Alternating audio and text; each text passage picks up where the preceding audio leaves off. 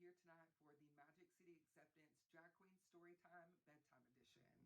I know we're used to seeing each other and having fun together for this, but it can be just as fun from home. So please grab your kids and enjoy this amazing story I'm bringing to you. This story is really special to me because I see a lot of myself in the main character. I think you guys will see a lot of yourself in Ferdinand too. If not yourself, maybe a friend or a family member. But I think that we will all be touched by this, adult or children. So this is the story of Ferdinand. Before I start, I want to do a special shout out again to the Magic City Acceptance Center for having me. And a shout out to the crew of Apollo. I am so happy to represent you guys all year long. And we are going to begin the story of Ferdinand. And as I open, there is a special little blue note. I'm going to keep it secret, but I do want to say that this book was given to me from Katie Shelton and Julia Shelton, her mom. They were such an important, special role in my life, my best friends and my best friend's mom. I love you. Thank you for this book.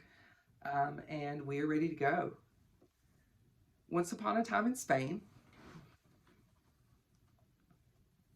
there was a little bull and his name was Ferdinand. All the other little bulls he lived with would run and jump and butt their heads together. But not Ferdinand. He liked to just sit quietly and smell the flowers. He had a favorite spot out in the pasture under a cork tree. It was his favorite tree, and he would sit in the shade all day and smell the flowers. Sometimes his mother, who was a cow, would worry about him. She was afraid he would be lonesome all by himself. "Why don't you run and play with the other little bulls and skip and butt your head," she would say. But Ferdinand would shake his head. "I like it better here, where I can just sit quietly and smell the flowers." His mother saw that he was not lonesome, and because she was an understanding mother, even though she was a cow, she let him sit there and be happy. As the years went by, Ferdinand grew and grew until he was very big and strong. All the other bulls who had grown up with him in the same pasture would fight each other all day.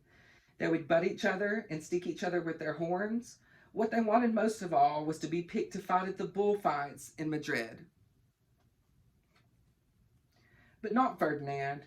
He still liked to sit just quietly under the cork tree and smell the flowers. One day, 5 men came in very funny hats to pick the biggest, fastest, roughest bull to fight in the bullfights in Madrid. All the other bulls ran around snorting and butting, leaping and jumping, so the men would think that they were very strong and fierce and pick them. Ferdinand knew they wouldn't pick him, and he did not care. So he went out to his favorite cork tree to sit down. He didn't look where he was sitting, and instead of sitting on the nice cool grass in the shade, he sat on a bumblebee. Well, if you were a bumblebee and a bull sat on you, what would you do? You would sting him, and that is exactly what this bee did to Ferdinand. Wow, did it hurt. Ferdinand jumped up with a snort. He ran around puffing and snorting, butting and pawing the ground as if he were crazy. The 5 men saw him, and they all shouted with joy. Here was the largest and fiercest bull of all, just the one for the bullfights in Madrid.